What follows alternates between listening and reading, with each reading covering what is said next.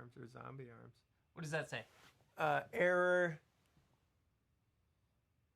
Well, I don't know. It's gone now. Well, shit. But I think we're live. I don't think it's recording. I don't think we're live. Okay. In case we're live and you can hear us. What does it say? It says live. Finish. Are we live? Oh yeah, my gosh, it says we're live. Wow. We're really doing it. How come there's nothing on that? Okay. I don't know if we're recording. I think that's what it said. All right. Well, anyways, it would appear we're here. This one could be lost in the sands of time. Right, Mason Patton is here. We missed you last time, mate. We did. Mason, I'm glad you're here now. We need more people with two last names. Yeah. Pat is Patton the first name? Oh no, yeah, two Patton last also. names. Yeah, is what I said. I guess they're the universal names. Two universal names. All right, thanks, Grant. Thanks, Grant. All right, so I'm Ryan. I'm Kai. And this is Demos in the Dark Live, and I kill some time while I do this thing here. Oh, yep. I can't find I'm doing it. jazz hands. Is this helping? You know what? We're not going to be able to do it this time. What happened? It's just not syncing up.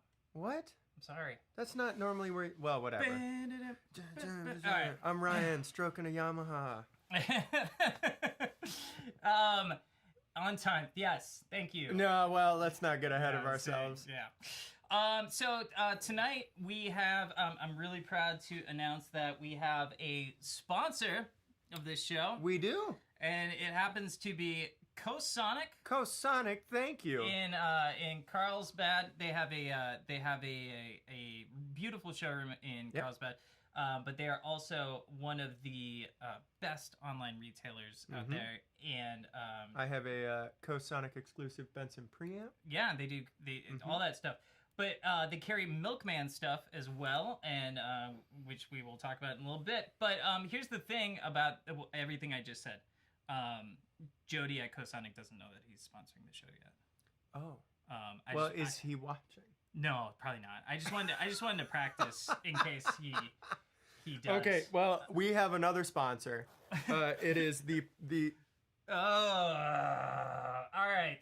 I think we've exhausted our banter. We have. Tonight we're very excited because we have my good friend and just all around excellent dude, an amp builder and pedal magnate. We have Mr. Tim Marcus from Milkman Sound. Woo! There he is. Hello. He's on mute. God, we're off to a great start. We are professionals. What's up, guys? Hey, man. How you doing? Everything's better now. So this is a big day. Good. This is a big day. We have this guy here. This was released today. This is the discrete op amp high headroom pop top boost. The pop top. Pop top. Modeled after your very own pop top van, correctly? That's my car on there, yeah. So this thing, after spending some time with it, this is a studio nerd boost. For sure. I mean that like the best way possible. But I mean, like, how did you decide to do the socketed op amp? We should talk about why it's called the pop top. Okay. For people who don't know. Okay. Right? Because you pop the top, and then you got the little op amps in there. Yeah. And you can switch them out. Right? Yeah. Yeah. Right. That's in case you. That's not why I call it the pop top. That's why I call it the pop top. I mean, the car is. You heard it here first, folks. The top of the van pops up, and then you can stand up in it. I'm tall. Yeah. So I can stand up and do stuff in How my tall van are you, by the way? Just about 6 feet tall. Hell yeah. I always say 6 feet, probably taller. I don't care. 6 feet. I stopped counting after 6. Yeah, I got bored after growing 6 feet. Right. That's enough. I figured you had drawn a nice little parallel between your beautiful van and this, but I'm happy to be fact checked on that. I used to play with a drummer. Sick. His name is Nate Bearhausen, and Nate Bearhausen he was a lumberjack of a man. And his name was Bearhausen. Yeah. Of course he was. Yeah, that sounds like a guy who's got a warehouse full of bears. Yes. and we would go like before gigs. I would hang out with Nate at like the bar and stuff like that. And every time, what he would do is he'd be like, "All right, I'm gonna go stand over that next to that guy over there, and you just let me know if I'm big or not." All of the time, like every time we were out in public together. I've never once played that game. Every time, just let me know if I'm bigger than that guy. I would always say no. Come Well, back that guy and just would be like, love a van where you could stand up in it with Yeah. a pop. Yeah. all right. Um. Now that I've totally derailed the pop top conversation. Yeah. So. Although so the van wouldn't have enough power to get that man up a hill. No, that's probably true. First gear the whole time. So what was the thought process behind just kind of the sheer nerdery behind this thing, other than the fact that you and John are also nerds? Starkey. Basically, I was like, I kind of have a background in audio engineering and like mixing bands and recording bands and doing that kind of thing. And I've always been kind of a fan of like the API, like kind of stuff. Yeah.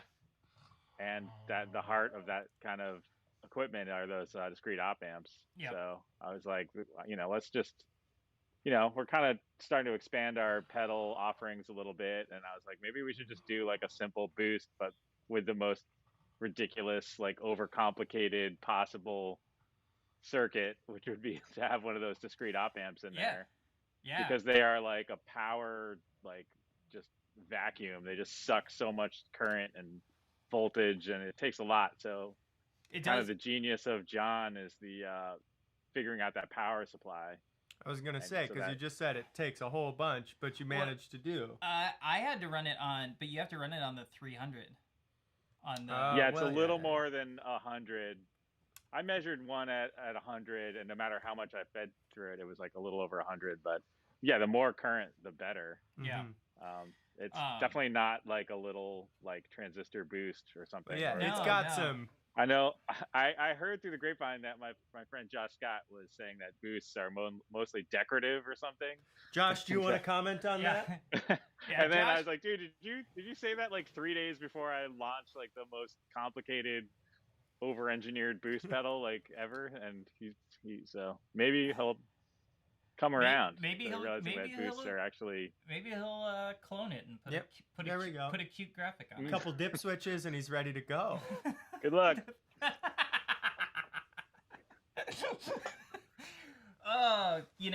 We get that'll wait for when Joel and I collaborate on a version of this circuit where it's got a bank of 24 dip switches on the back. There we go. Yeah, I mean, you're probably next in line. Yeah. You gotta be. With Joel, maybe.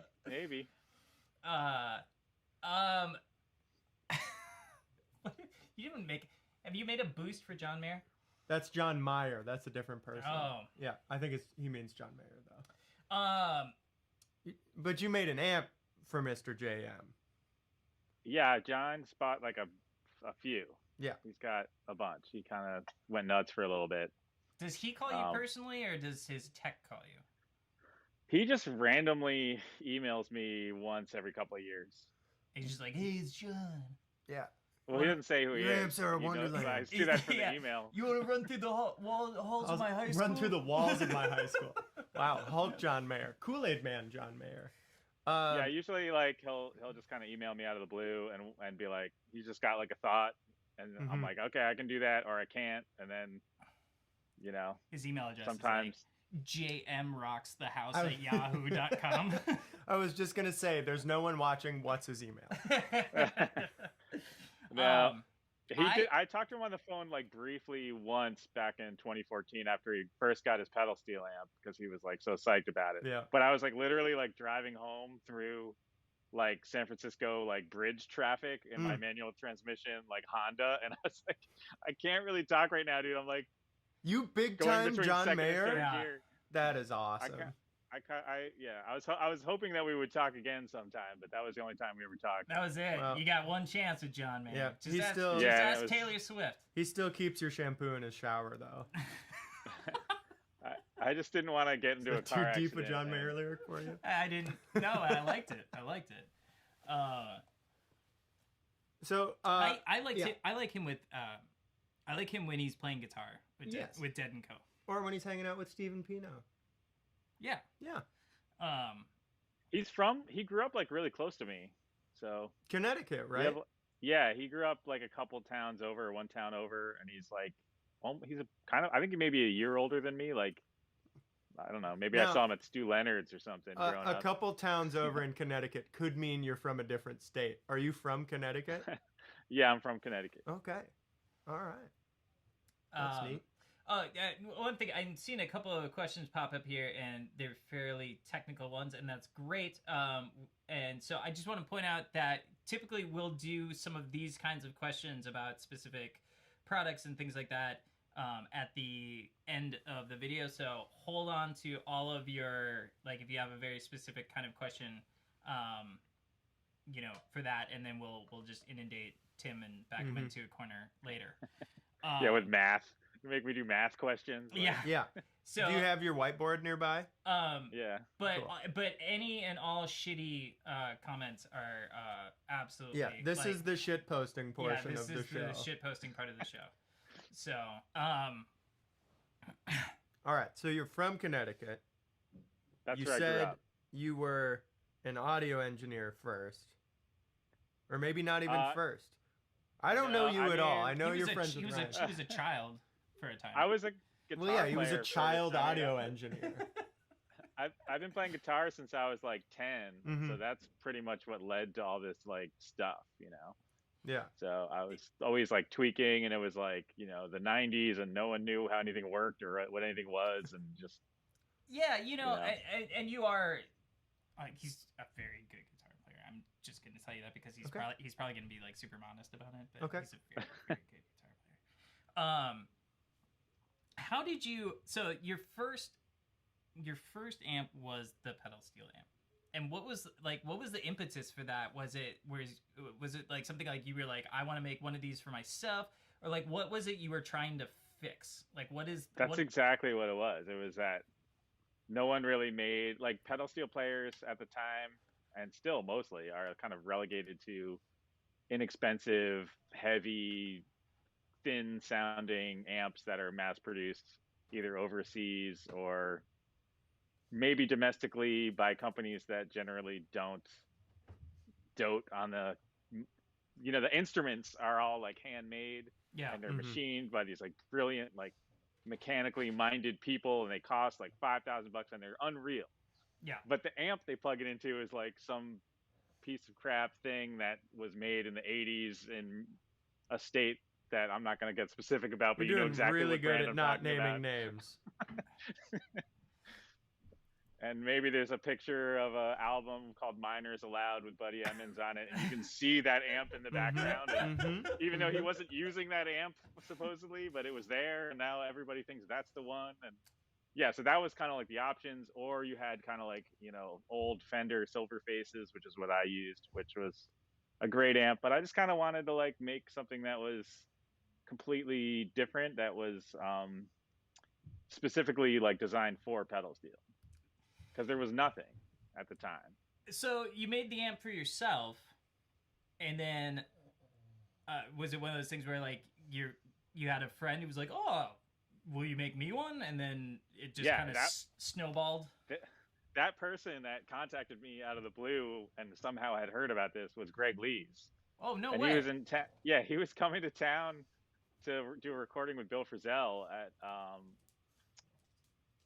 Fantasy Studios, which is gone now, but at the time they were recording like a John Lennon like tribute album.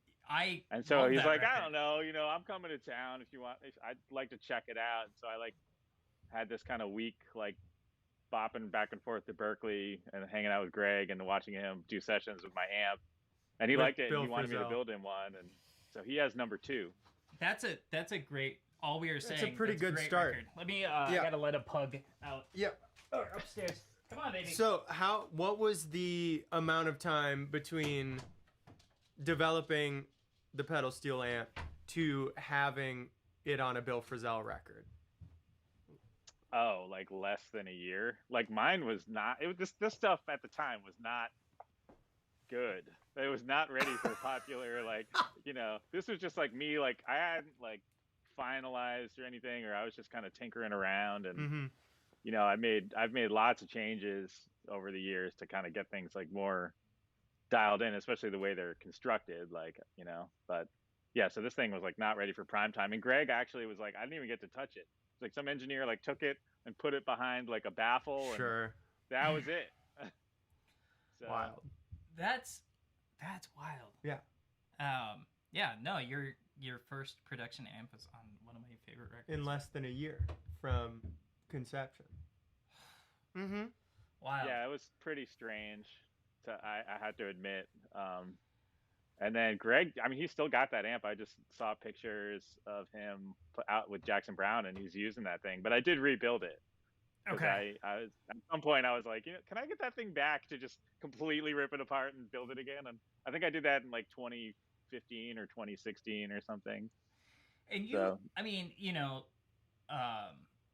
for what we would call a boutique builder, or a smaller builder, your artist roster is absolutely bonkers.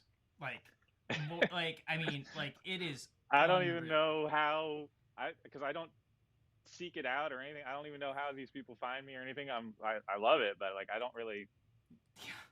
Mm-hmm. I don't know. When you and I met, weren't you telling me that you were like this close to nailing the like Chris Stapleton before Fender got to him?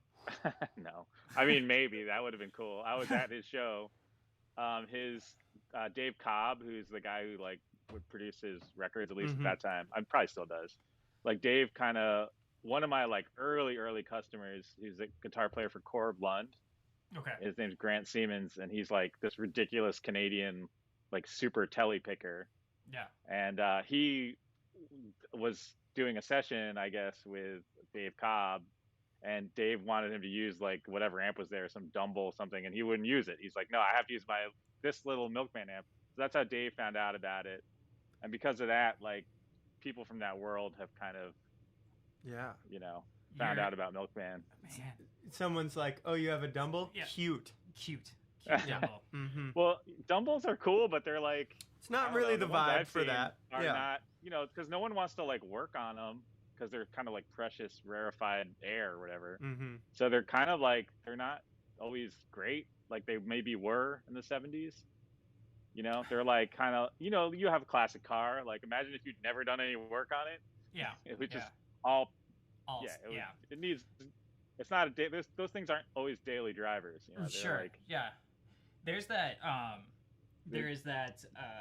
That Dumble Deluxe Reverb in at Carter Vintage, and it's been there for. yeah, that belonged to a guy up in the Bay Area.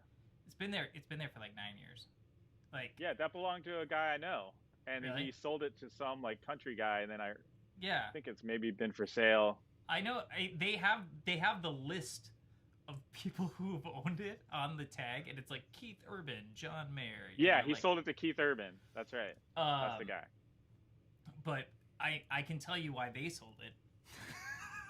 It is a garbage sounding amp. It's Really? a wacky one. Yeah, it is just and then you talk to the guys at Carter, and they're like, yeah, he only made one of these, and it's like, yeah, I know why. Okay, I believe that. Yeah.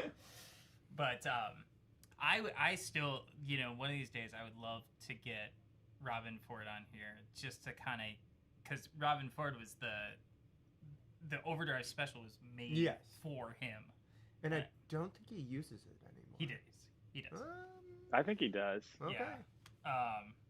And John Mayer still uses his. Like, Yeah. there was He flies with it in the seat next to him. Yeah, I mean, Is that real? I thought that was just a posed picture. God, I hope it is. Look, the two mythologies I'm putting into this are that this is called the pop top because you pop it open. It's actually and John Mayer flies with yeah, his and Dumble. it's actually like so you don't you remove these 4 screws and Yeah, then you that's the top. and then you have to take out these jacks, and then there are a bunch of spacers in there that go Yep. flying all over the place. Yeah, that's the top. So, the yeah, pops. it's not really. When you say pop top, you act like it's just like a. I'm not saying it's a lot of effort. No, I'm saying I'm it's just booby saying. trapped, so the tops all pop off when you it's open it. It's like we- It's like this can of snakes. Like, Yeah, ugh. yeah. It's got a Yeah, little flag with the word surprise. "bang" on it that comes out when you do that. oh man, Um, there's a guy. I don't know if you guys remember, or I don't know. There's this guy who's like kind of famous in the pedal parts industry, and I buy like foot switch boxes and stuff from him for the amps. You know, like the little 2-button like tremolo Yeah. reverb switch. And we got an order from him, and my the guy that works with me, Chris, was like jumped out of his skin. It's because someone had put like a rubber scorpion inside one of the things just randomly. You gotta keep yourself amused in the shipping department. Yeah. In college, I worked at Whole Foods market. And, Weird flex, but go on. I've heard of it. And yeah, Did you meet Jeff all right, who's Jeff? Bezos? No, this was like when there was like one Whole Foods in the whole state of Minnesota. Oh. Like this, yeah. Worked at Whole Foods before it was cool, guys. It was still expensive. Well, yeah. Yeah. But they that's used true. to It's not get expensive anymore. the produce department, like scorpions were a normal thing when they were Like real scorpion. Yeah, like they would just be in and like really poisonous spiders and shit like that. Like, you know, like when they were like unpacking produce, it was just a normal. Mm-mm. They had pet scorpions and stuff. The produce guys. That were in with the produce. I don't Yeah. like produce people anymore. Well, because I actually, you know what? I got a speaker once from Jupiter, and I opened the box, and there was like a totally dried out little like reptile thing in there that must have just like dried out in the box, like went there to die. Yep. yeah. This is how I want to go. This is it. Yeah, it's kind of like. And then I want to be shipped to California. Yeah. Yeah. I want to go to Tone Heaven when I die. That's very nice. What was I gonna say? Was it about Whole Foods still? No. Scorpions. Switches. Scorpions. We could talk about Scorpion. scorpions. We could talk about scorpions for hours. Yeah, we could. Did They you don't guys play listen to that Milkman, though. podcast about the Winds of Change? No. About the song? Oh No. my god. There's a That's a whole good one. podcast dedicated to that song. Yeah, and how like there was this kind of rumor that the CIA had like written a song and planted it to like break up the Like the you know, USSR or something? Yeah. Oh, Yeah. I love it. And so I feel like someone else has mentioned this. No, we talked about fake Nikki Six. We did. We did. Oh, I like this. This is fun. Thank you, Stuart. This is a good question.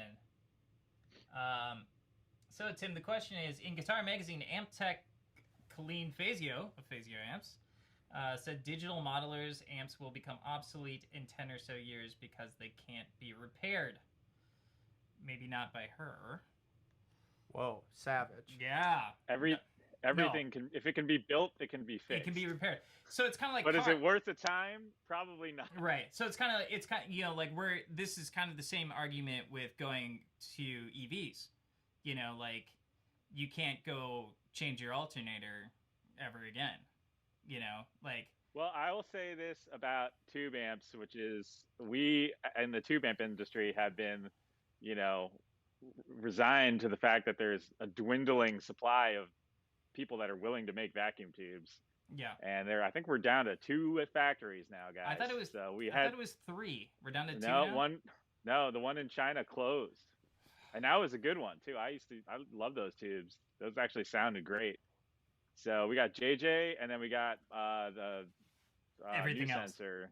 Yeah. Yeah, which is everything else, and that's it. So So when you are know. you getting into the tube manufacturing business? it's not. You can't do it in the United States. The EPA is like, That's right. we're not doing like mercury vapor and shit here again. Come you know? on. So, Have a little fun. I mean, we almost went there, but I don't think so. Yeah, so I don't think we're doing it here. So yeah, I mean, I think digital modelers are the amps that our children will be playing in perpetuity, and you know, You the do. tube amp. We're gonna So eventually the tube amp, the companies that make the tubes will go away, and So you're saying the we'll use all the stock. You're saying the opposite of what Colleen is saying. Colleen is saying that because it can't be repaired. Yeah, I mean, if let's say that like the world just stopped and we're in like some sort of like water world situation where we're just using whatever we find, like then Yeah. she would be right, because you can easily keep the tube amp stuff going, like, you know, kind of like in the way a vintage car can be fixed. Mm-hmm. But I wish we had clean. And air. the long run. Yeah. We need to schedule a proper debate, I think. Mm-hmm. With Yeah. you and Clean. I mean, I wish I had her optimism, you know, but like really, like tube amps, they're better in every way, except that if you can't find tubes, then they're just Then what are you decorative, gonna do? you know? Yeah. I would And agree like that the digital modelers that are available now will be obsolete in 10 years for sure. But yeah, It's a technology that is getting better by the day. yeah. Do you think like universal audio is like not going to be around? Like, Right. you think, you know, it's like if you're gonna bet on like some company like that's making amp modelers and digital stuff, like their longevity versus like there's a factory somewhere and the guy's like bending like little tiny things and coating cathodes and chemicals and electroplating and blowing glass, like it's insane the machines that they use. Like the machine goes down and everyone on earth is like, we can't get tubes, and the price keeps going up because the factory, it's yeah. I don't know. Having been like inside this industry for like the past like since basically 2017 or whatever, that factory like stopped making stuff in China. Like, it's rough, man. Like we're in the last days of the tube world. Yeah. So get a Milkman now, Right. if you're watching. So yeah, and Matt. Yeah, order an extra set of tubes. Yes, also a couple that. extra sets. Yeah. You know, if you can find them. Like, which, a lot of the suppliers are out of them. Which brings me to our other sponsor. Eurotubes is a good place to get tubes. If you're gonna buy tubes, they also don't know that they're sponsored. They did send me a shirt, but I'm wearing it inside out. Yeah. Okay. Yeah. Mm-hmm. So Matt Elder, and I think we kind of answered this. Matt wants to know if improved tubes can be made. And no, no. And we're heading the other direction. Yeah. So we're heading the other direction. Yeah. So instead of like retooling tubes, let's just move on with the rest of the world. Is kind of the thought process. Korg released the nanotube. How's everyone like that? Yeah. True. Well, just because Korg didn't get it right. Yeah. Those paragons of tube technology, Korg. Little guys, little. There was like a little glimmer of hope a couple years ago. I saw an article about like space travel, and like vacuum tubes are actually really good for space because most like the electrons flow through a vacuum. Yep. So it's like actually really, it would be like really kind of like a tough coincidence for like a photon or something to like intercept that electron versus like a transistor or something where they're flying through like the photons and radiation in space will like destroy the silicon. So it'll like screw up transistors basically. But then like, Elon Musk is going to own all the tubes. But the tubes they're going to make are going to be like tiny little chippy things, like smaller than the nanotube. Yeah. So you're saying pop a yellow jacket in there. Yeah. And then in Star Trek, like Shatner was always like, Scotty, one of our tubes is microphonic. Get that 12AX7 going. I don't know if I can. It's like tapping them all with a pencil. I don't know which one. I only have a 12AT7 to test them with. There's no such thing as this guy that I like does my vintage tubes is like, don't tap them with a pencil. He's like, if a tube's like microphonic, it's like it's just a good tube in a bad place. Like, there's nothing wrong with that tube. It's just in a spot in the amp where it's like you can hear the vibrating. Like, let's not start throwing tubes away because we are tapping on them with pencils. Yeah. So they're too precious. You have a tube guy, and I always like asking this question because I know the answer and I know what you're gonna say the answer is. But I always just like hearing it. A number of years ago, I went down the NOS tube vacuum. Ha. Yeah. Thanks. Mm-hmm. Yep, did it. It got really expensive, really fast, and I did have a friend. Whatever. So I started asking amp techs. We have Savage Amps here in town, and I knew the head guy there, and I just started asking like, should I be using NOS tubes in this? And it was a resounding, like, no matter what, like, if you want to waste your money. No, that's wrong. And the reasoning was that the quality, like the good NOS tubes across the board, like they're gone. Like anything that you're buying now that's labeled NOS is like just the junk that nobody else wanted. That's not true. You just got to find someone who knows what they're doing. Yeah. To be your like tube guy. Because you're a vintage tube dude, right? Like in your personal lamps. Yeah, definitely. And like the tubes I have, like, I built my creamer in like 2000 something. I don't know. It was like the thing's like almost 10 years old. Right there. And I've had the same set.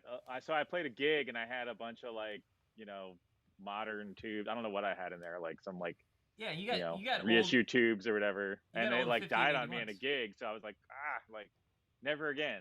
So I put in all like RCA and Tungsol, and that thing for 10 years, that thing's been going strong.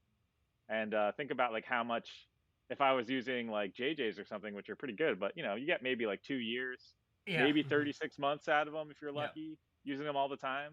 So I would have had to buy like 3 or 4 sets in that time. Yeah, so that would have ended up being the same amount of money and like way more waste and way more like, So I think if you find the right new old stock tubes, like for sure they're gonna last. And those things aren't even done. I mean, I could probably go another 10 years with that amp without ever touching a tube. He didn't answer the way I thought he was gonna answer. No, he did not. I have a follow-up question. If we're talking about preserving tubes, I recently just learned I have I knew I had this amp, but I just learned something about it. I'm just speaking out of order. I have a Gibson BR6 from the 50s, and all of the original tubes are still in it and are operating above spec because of something in the circuitry that doesn't allow the amp to send them enough current or voltage or whatever. I don't know what I'm talking about, in order to like get them anywhere near the danger zone as far as tubes go. Now, Gibsons are weird because in that time they were the only people doing cathode biasing, I think, as well. So there's a bunch of funky stuff in there that people aren't necessarily using. Are you familiar with this sort of wiring? Do you know what I'm talking about? I don't know what would be in there. I know that some people will put in like a resistor or something after the rectifier to kind of like knock it down, but I think that is what is in there. Or we can just go that direction. Then what does that do to the circuit that makes it undesirable enough for someone like you to be like, I don't want to deal with that? Because then it seems like we have tubes forever. What's that? Yeah, I mean, I don't like ramps that run on low voltage. Like all my stuff runs on like crazy high voltage. So I don't know. I'm not going to like knock it down by like 10, 20, 50 volts. Yeah. The plates on the creamer, I think, are like, on the power tubes are like over 420 volts or something. It's hot. It is hot. It's even hotter when you hit it with a high headroom discrete op amp boost from yeah, that thing's got high voltage in it too. It's awesome. It is something is coming off of my board. Ooh. Uh-oh. And it's not Velcro, folks. I don't know who it's gonna be. I don't know. But whatever you pull off, I want it. But this is going on there. Because it's like you said, this is over engineered. Like it's just like it is a hefty pedal. Yeah. Which is And it's I great. mean, if I was gonna make a boost pedal, I was like, I'm not gonna make. It has to be like ridiculous. Yeah. So somebody here is wondering if you're ever gonna make an OD pedal. I like to think of this as the first in a series of pedals using the discrete op amp. So I think I'd like to do like a range of pedals that have this kind of architecture. Yeah. And you designed your own op amp for this. Like how I would say you and John and I. You and John, yes. Is John here? Is John off screen? Yeah. Is John off screen? John, he gets nothing. John didn't show up, so. Yep. No, John has a company called Tonecraft Audio, and he's kind of like an old school, like, tinkerer, like recording DIY guy too. He's the guy who And did he the also grew up. slider pedals for Chase Bliss. Yeah. Oh yeah. He does like CAD stuff. He does. I have He's one done a of lot those. of stuff that you probably didn't know he did that you probably use like every day. Dude, But he invented definitely the a lot of toothbrush. Milkman I stuff. don't And he brush also my teeth. John also makes this like ridiculous in every way, like as if it were something that I would do myself, but maybe even more nerdy. This Mhm. bass preamp. So this Tonecraft bass preamp, which is Yeah. like just insane. Is Like it it's, cool? you know, like those Avalon preamps Yeah. that you Yeah. see around. This is like way beyond that in terms of like sophistication and goodness. I should talk to him. So Yeah. I should talk to him about Yeah. that because I've been. I mean, I don't know. The day I discovered Sans Amp, I was like, "Oh, this is the greatest thing in the world." Right. But then, like after after a while, I'm like, "Is it the greatest Is thing it? in the world?" I'm kind of sad. no, There's because it doesn't prop- have like I think his has like a couple octal preamp tubes, and then the EQ is voiced like he's like been playing bass forever, so I gotta call he John. voices the Yep. things. Yeah, well, Make you know sure how to you get in touch with to- him. I do know how to get in touch with John. I'll slack him. I can slack You John. can slack I him. can slack John. Wow. So Mason is wondering. So if and kind of back to the tubes thing. If you're changing tubes, you change the entire set or just one or two here and there? I like to change them all if I'm doing modern tubes because why not have spares, you know? Mm-hmm. And also because people probably don't change them enough. Like, you kind of let it slide. And I wait so till if you they just die. replace Yep, one, I do too. yeah, because they actually really do, especially the new production stuff, they start to sound kind of lackluster after even as like 18 months, depending on how much you use it. So, and something like We the should amp probably pedal, go like change our tubes. we run the Yeah, all of heater those. at like kind of a little bit of a lower voltage to kind of extend the life of the tube a little bit, but you want a nice snappy fresh tube that has fresh coating on it. Yeah. Mm-hmm. So, one of the things that I found astonishing about you when I first met you is just kind of like how much of a freak you are. In that, That's our show. yep. Thanks for making me feel welcome. In that, you make between 200 and 300 amps a year. And when I say you, I mean you. And that's correct, right? Yeah. Follow-up question. Right here. How? Yeah. How? How is that possible? I don't know. I have like kind of a process. I have like a pretty good work ethic. I feel like, I'm like, I kind of treat it like a 9 to 5. Like I'm here at like 8:30 to, well, I guess it's like an 8:30 to 4:30 kind of thing. Still And, counts. I just like, that's all I do. I don't know. I still enjoy it. Like wiring up amps. Like there's a thrill you get when you build something and you turn it on and it works. Yeah. I still get that like kind of endorphin rush, and like I like doing stuff with my hands, and I like playing guitar. I get to play guitar out of them Yeah. every day. So Yeah. Well, So how do you know an amp's done? Like in your, I realize it's When- built, and you're when like, the UPS hooray, it's guy done. takes it away. But like, there's some, yeah, there's probably like and your process is developed to the point where you're like confident enough in what you're doing. But I would imagine You mean, sometimes you turn it on and there's some tweaking you have to do and things like that. Yeah, not really. I mean, I got the circuits and stuff are pretty dialed. Like every once in a while, I'll make like incremental changes just to see, and like sometimes those changes stick, and sometimes they don't. Like today, I was building a TV40 for a friend of mine who's like about to do some like kind of big shows, and I was like, I'm gonna try a different value for the reverb tone control, and I just tried it, and I was like, oh, I like that, so I'm probably gonna do that from now on. I Yeah. just played They through a slowly, TV40. incrementally change. I just played through a TV40 at a shop in town. is it El Diablo? Yeah. Yeah. Oh my god, dude. It's so good. I never play shows large enough to warrant getting 40 one. You of watts. should those. try that one. I would love to.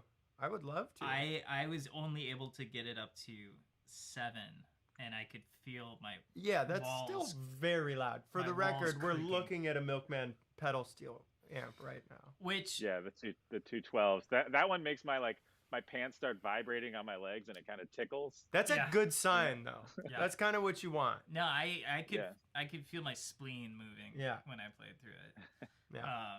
And it's The kidney stone gets dislodged. yeah. I'm like, Finally. oh, Finally. God, it's gone. Yeah. It's funny because I just watched the Curb Your Enthusiasm episode where Carrie Brownstein was his assistant, and she didn't come to work for 2 days because she was constipated and didn't think she could work while having to poop. Been there. So You know, I met Larry David once. That is a very tall guy. Back to the tallness. Really? He like towered over me. because you see him standing next to Ted Danson, so Ted Danson. No. Ted Danson must be a Yeah. giant because Yeah. Ted dwarfs Larry David.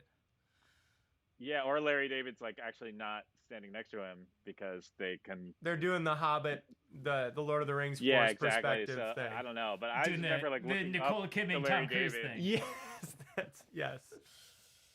He asked me a question. I was like, It's like, so can I get an amp or?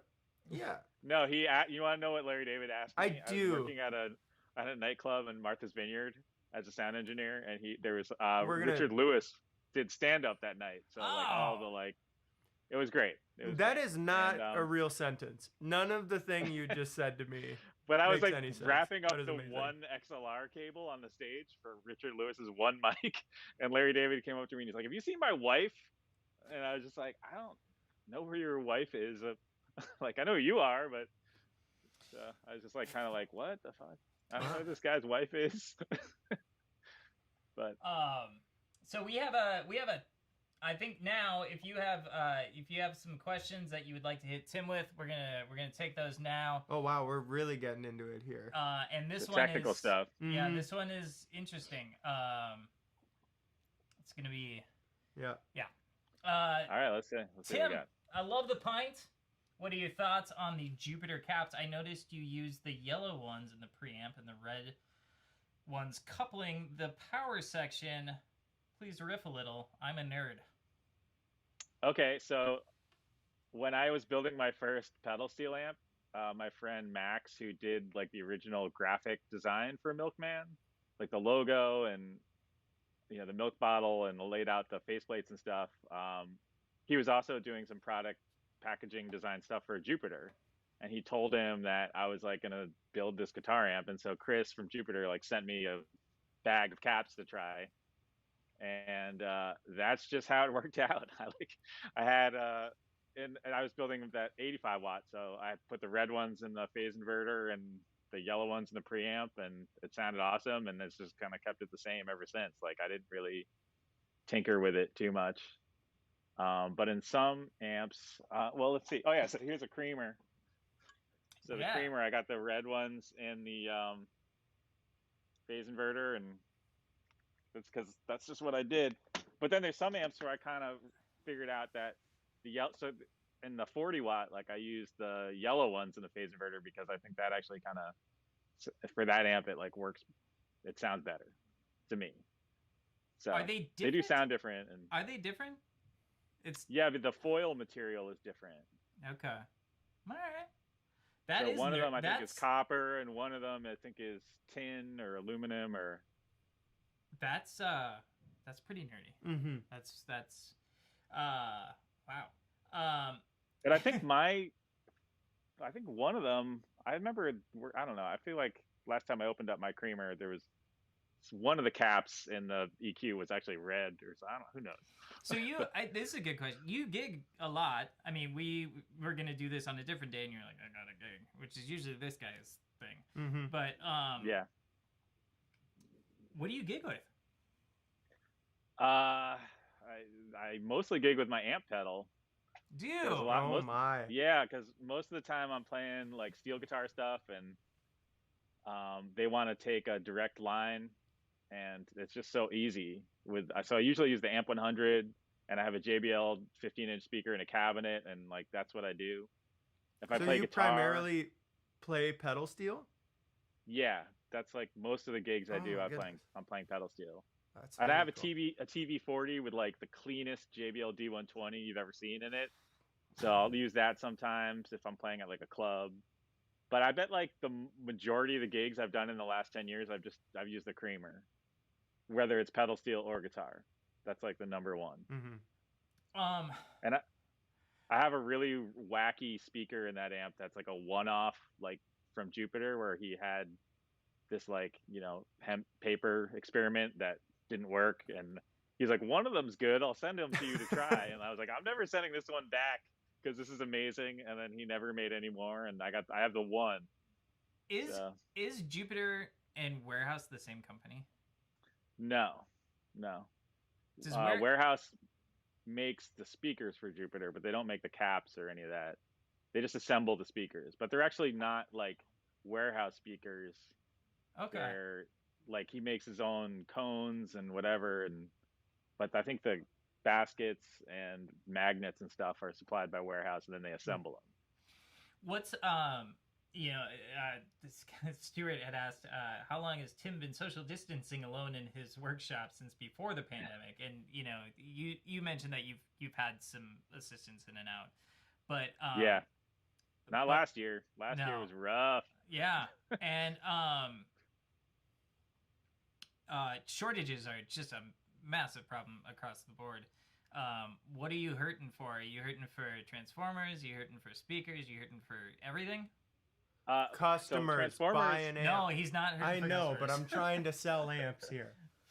Transformers are the one thing that I don't need to hoard, because Mercury Magnetics is like on it, and they use like steel that's made in the United States, and they're in California, and when I need something, I can get it in 2 weeks. I can order pretty much any transformer, and I've been trying to convince other amp builders who I talk to on Instagram and stuff to switch over, because one of the major transformer companies closed last year, Classic Tone, and maybe that was a good thing, because they were not, they were not always the most consistent or reliable, and there might be a reason they closed.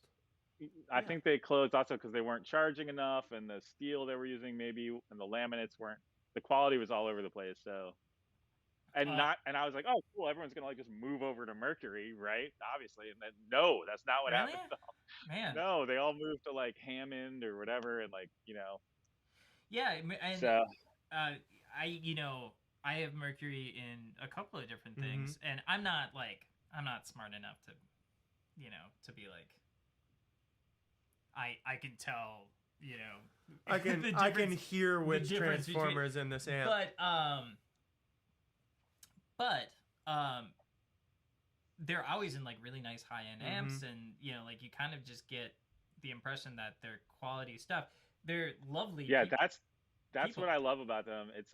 Yes, the sound is good, and yes, they're easy for me to get, and I don't have to hoard them and be crazy with them. But also they're it's like McDonald's. Everyone is exactly perfectly the same all the time. No surprise. I need to know which McDonald's you're going to. Well, you know what I mean? The McDonald's cheeseburger is a factory built thing. It's consistent. McDonald's cheeseburger sounds the same, tastes the same wherever you go. It does sound the same as well. It's a Starbucks latte. Yeah. It's gonna whatever be, no matter it is. You know go. what I mean? It's a Prius. Yes. It's something you can count on to be exactly the same every time. Yes. So that's what I love about them. They're just so consistent, and that's a big deal. And same with the Jupiter stuff. I use these high-end parts not because I want to build expensive stuff. It's because I want the shit to work, and I want it because I'm building so many of them. I want them to work every time. I want to just plug it in, turn it on, have everything work. It's perfect. I don't have to worry about the impedance being wrong or the wires being crossed on the transformer because the color code wasn't followed. And there was a while there where I was really into Linux, and I just wanted to beat the system and use use even the operating system. Well, yeah. Just the right yes, I was using Linux, the operating system. But I just I wanted to push back on the man. You got him, dude. You got him. Yeah. And Bill Gates is suffering right now. Yeah, he is. You got him. You killed Steve Jobs. Steve Jobs died a poor man because of me. But at the time I was working at an office, and I had dumped my computer for like the umpteenth time because I wasn't like a computer programmer, and so I went in to go talk to the IT, like the head IT guy at the office, and we talked back and forth, and then he flipped open his laptop, and I realized that he had a MacBook Pro, and I was like, dude, do you use MacBook Pros? And he was like, yeah. And I'm like, well, that's like the ultimate, like that is the man. Like, and he was like, yeah, but you know what? They just work. You know, like I don't have to do anything. I power it on. It does its thing. He's got more time to deal with idiots like you. Yeah, it does it well. You know, and after like, and that haunted me until I went Mac. And the thing that I always kind of come around back to, which is like, there's this interpretation that more expensive is just kind of a thing, like kind of a thing that like just, you know, like just rich people just like to throw their money away on and stuff like that. And I always make the argument where I'm like, you know, like a Porsche is a really good car. Like it's really well made. It has really great parts in it, you know, put together by really great people. And it, you know, like there is a reason that car is expensive. I know the Mac OS is built on Unix. That's not what I'm talking about. I was talking about Ubuntu. It's an allegory. But yeah, you know, and you're kind of saying the same thing there, where you're like, yeah, I mean, I want them to sound good. I want them to sound to a caliber that an expectation that I've set for my company and for myself as a designer. And in order to do that, I got to use this stuff that is on that level, and that stuff isn't cheap, right? Yeah. You know? And honestly, like, I don't know. I feel like when I first started Milkman, everyone was like, these are so expensive. But like, I've been kind of in the same price range like the whole time. Yeah. And there's stuff that is so much more expensive than mine. Just down the street from there. Not one rock, but, you know, a couple of them. Yeah. Couple rocks. Couple stones. You know, my stuff is not, and I don't know. I feel like, I've kind of like stopped doing some of the hardwood stuff. And the problem is that I was not charging enough, and like we basically like exhausted the supply. you got drunk on walnut and paid for it. Yeah, so I was like trying to provide this like beautiful thing for a price that, you know, some people thought was a lot, and I certainly thought was a lot, but then in reality it was like it should have been like 10 times more.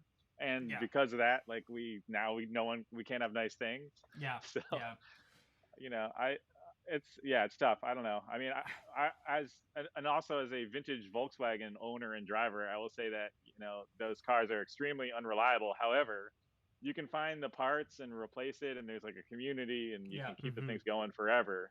And an amp, you know, something that's built like this with like the turrets and whatever. I mean, like, you know, if someone brought one of my amps to Fazio or whatever, like she would probably call me and thank me, like so many other techs have, for not building something that's just like a complete piece of crap. And you know, I've had techs like I have random emails where they're like, thank you for building it this way. Yeah. You know, because their whole life is spent behind like circuit board reissue amps that are just not like, fixable. And I fixed this for super cheap and charged them book on it. Mm-hmm.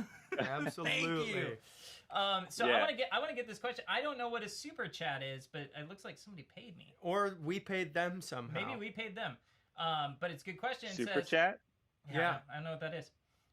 It says, hi from Oz. Sounds like a really good Indian restaurant. Yeah, it does. Hi from Oz. What's the Dairy Air circuit based on as an amp to pair with a Princeton reverb or handle effects? Oh, these are two separate questions.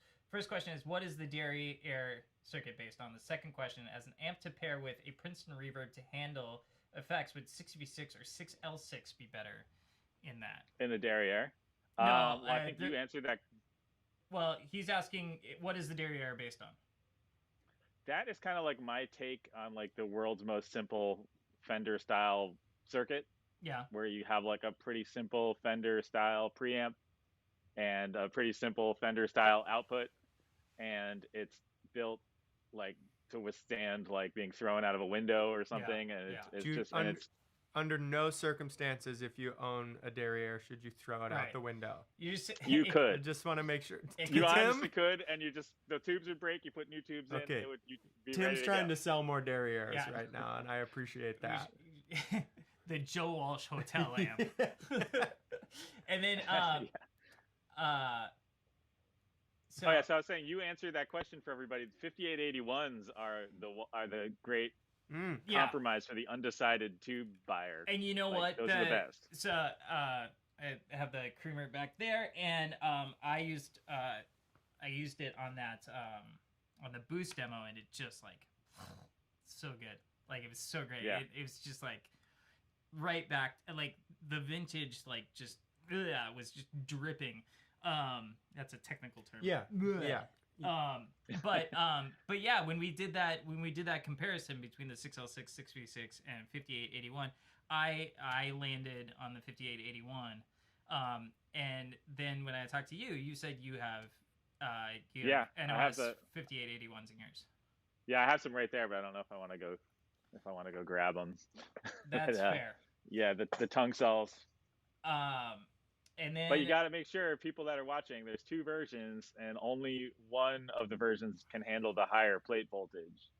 So there's like a version that that tops out at like 350 or something, and those arc over in the creamer because it's so hot. Yeah.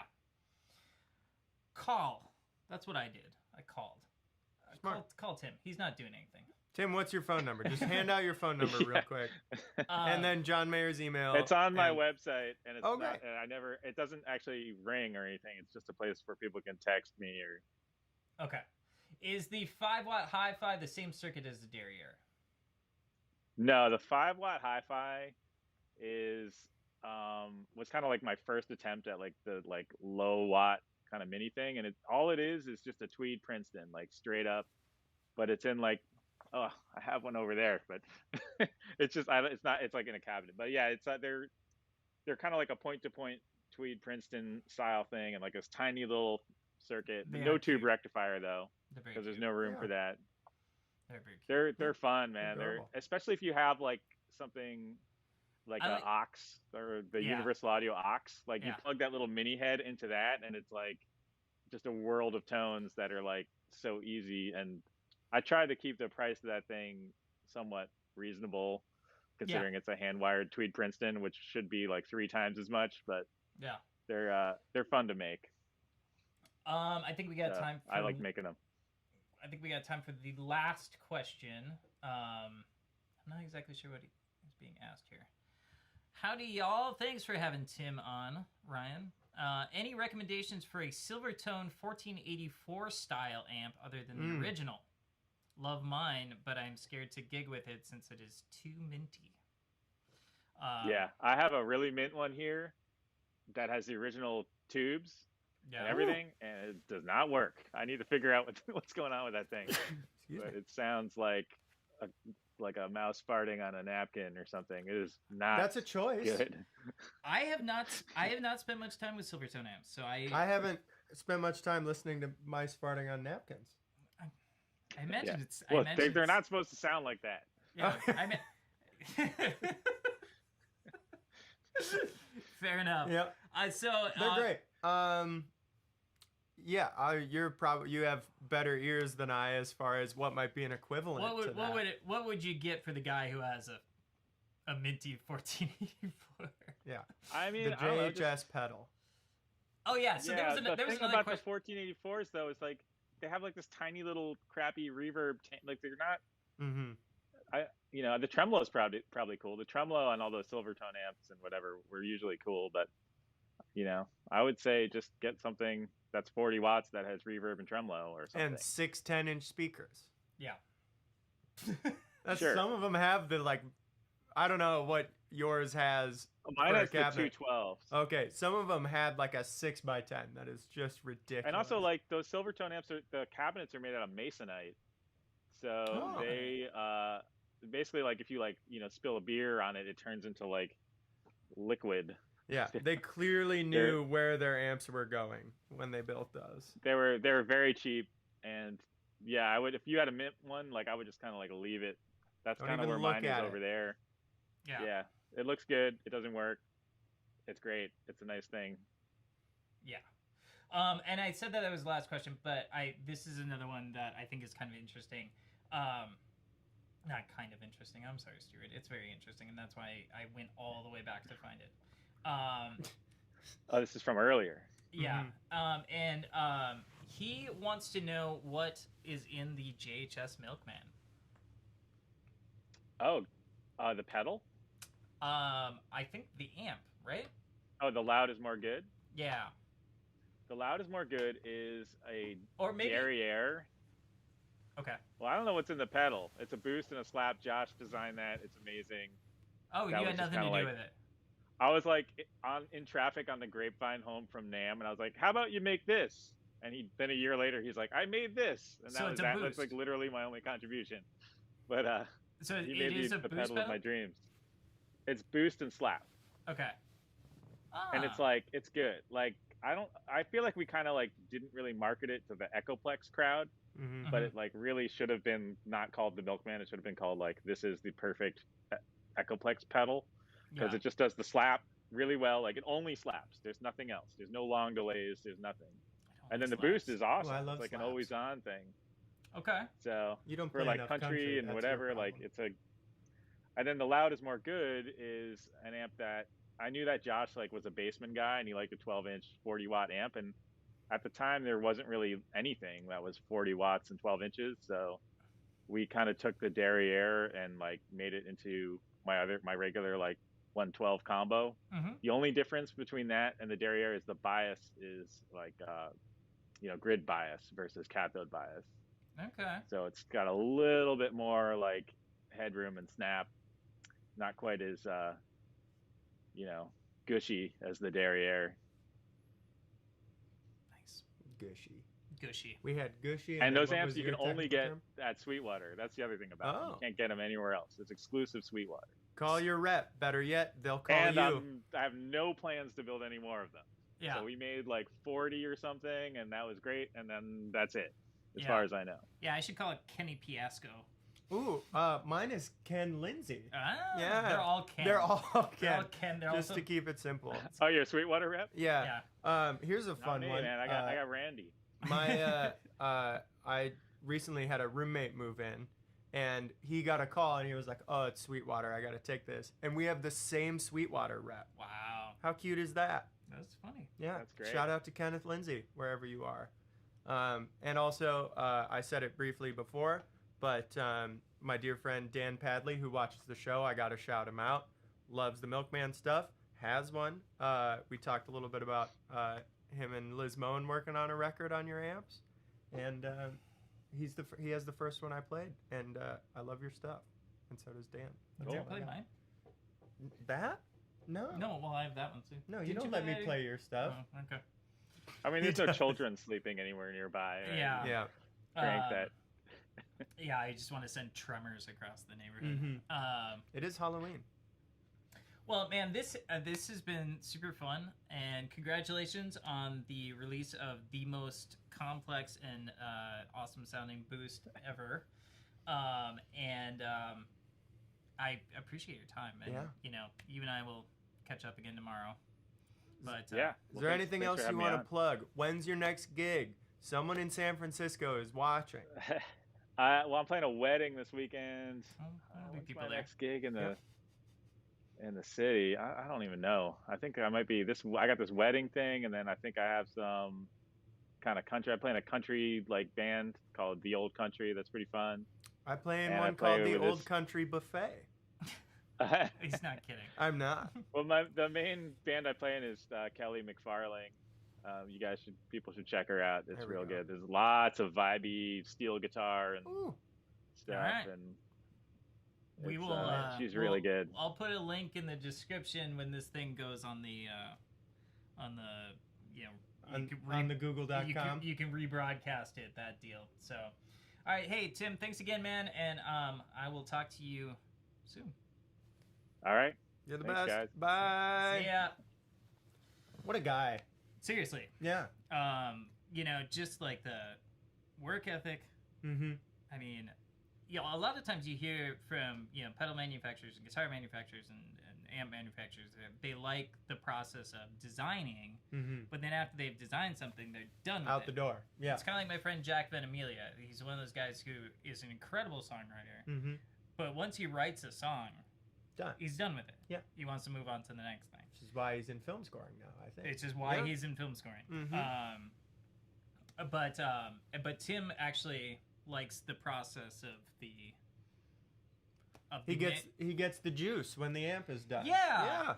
He fires it up. I could see that. When I found out that dude was making all of those amps alone by his lonesome, listening to podcasts. Yep. Just And doing Kids his thing. Bop. Doing his thing. Yep. So that's amazing. Who's our next guest? Tom Cram, isn't it? I believe so. That's gonna be sweet.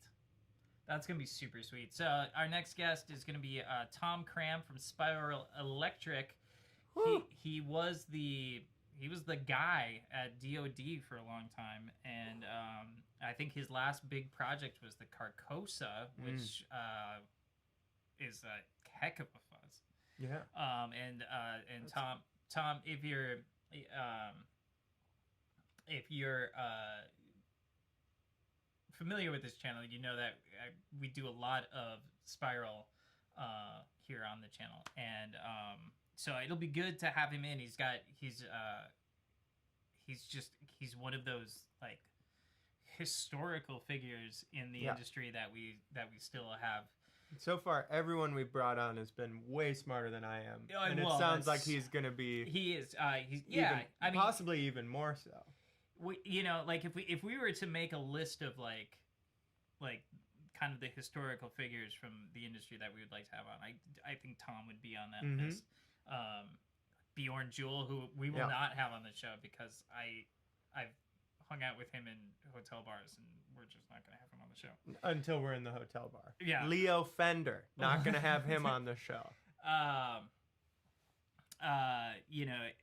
would love to. Zach Vex would be one of them. Yeah, we could get Zach. We could get Zach. Paul Cochran. Yeah. Oh yeah. Could get Paul Cochran. Yep. And then we could go all the way. If we were going to go to like the OG of the OGs, we would go to Mike Matthews. Yeah. Who I've met, but I don't think he would be interested. We can find out. I'm gonna email Mike right now. I'll send him a box of cigars. We're going live and just calling Mike's voicemail. All right, hey guys, thank you so much for your time, and we had a blast as always, and definitely check back for the Spiral Electric with Tom Cram. I think that's gonna be good. And then a little bit later we have Emily Hopkins, who she and I have been friends for a while. She plays harp, and she does demos on her harp, and she shreds. She does shred, and incidentally, that's what she did a video with an Electro Foods pedal, and it sounded nasty in the best way possible. But it was harp with this just nasty fuzz, and it ended up on like the Nerdist podcast. Yep. I mean, like it went all over the place. She experienced true virality. Virility is something to do with. Yeah, that's our other show. But she's a lovely person, and they're actually a duo team. It's her and her partner Russ, and Russ is like they work together. Emily's the face, but they work together on this. So we're gonna have both of them on, and so we can hear from the front of the camera and the behind the camera, and just get all that stuff. So that's gonna be good. So if you're subscribed, thank you for that. Thank you to Cosonic for sponsoring the show, even though you don't know that you're sponsoring the show.